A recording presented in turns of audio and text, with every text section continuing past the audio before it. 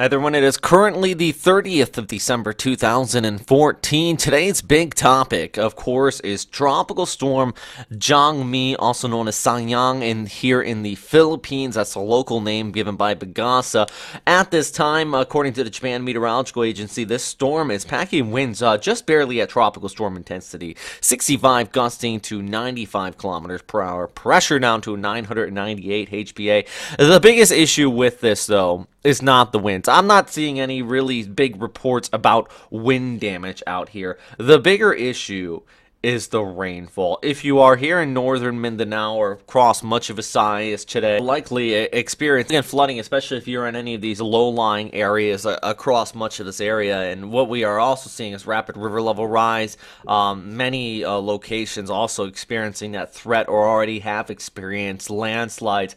At this time, at least 3 people have passed away due to flooding across much of this area, especially in northern Mindanao. It's a location very vulnerable to flooding, and that's what we've seen in the past. Remember Washi 3 years ago, significant flooding came from that, and over 1,300 people passed away, most of them in Cagayan de Oro. No means am I saying this is going to have a similar outcome, and let's hope that the death toll remains low. It would be great if it was 0, but at least 3 reports at this time. The threat of landslides and flooding is still there, guys. We still see our center of circulation actually moving just over central portions of Visayas, north of Cebu. It has pulled away from Mindanao, and you're starting to see the waters recede out here at this time. But actually, back here towards the west, Cebu is still seeing some showers, and northwestern portions of Visayas is really going to wrap in as that moisture pulls in from the east off there towards the northwest. So showers continuing to remain in place really throughout the rest of the day here on Tuesday in western portions of Visayas, and then eventually it's going to extend over there towards Palawan. Our model forecast here and just zoom right in on where our circulation is as we go ahead through Tuesday and the Wednesday. The showers finally start to taper off. Still, we have that moisture inflow, and as I mentioned, the rest of the day on Tuesday, they're going to continue to remain in place, continue to bring that flooding to areas north of Cebu, and then eventually our low will track farther off there towards the west. I think one of the bigger issues in the long range is where is this going to be going in relation to Malaysia. Big issue over here is we're still looking at flooding. Over 100,000 people have been evacuated, dozens have died, and the last thing you need is more rainfall. And this particular model does indicate that this low coming towards exactly the area where you don't need it. Let's take a look at some of the forecast tracks. They do differ on where this is going to be going. Extended range, but as far as the Philippines is concerned, it doesn't make any matter. This is just a big, large circulation, and the bigger issue is really the rainfall over here.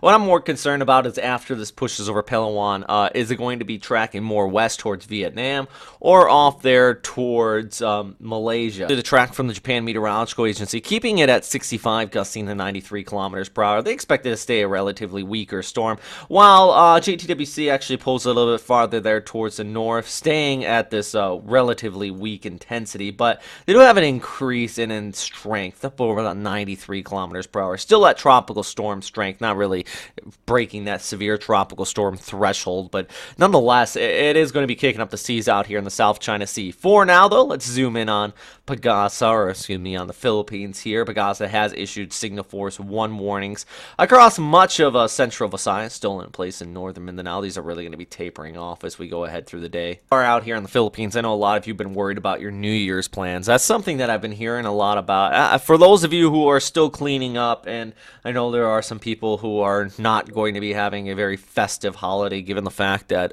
they were just hit by severe flooding and some loss of family members. For those of you farther towards the north, though, I can tell you that in Manila, I don't really see anything too significant on New Year's Eve. Most of the moisture does stay south of that surge that's in place, that cool air that's been driving in. I know you've been seeing temperatures drop into the teens, actually, across parts of northern Luzon. It does look like it's going to stay that way. So for those of you in Manila, you're worried about New Year's Eve, I don't see anything too significant blowing up farther there towards the north. You still could see some scattered showers in places like Legazpi, though. It really is going to be pulling in from the west. west. For portions of Vietnam, showers are definitely going to be kicking in as our low comes in from the west. And then farther towards the north, still in Japan, it does look like we're continuing to see that sea effect snow all week across the Sea of Japan coastline. That's just something I do want to mention. As far as long-range forecast, don't really see anything too significant developing. A little low pops up out there, but nothing really big, at least at this time.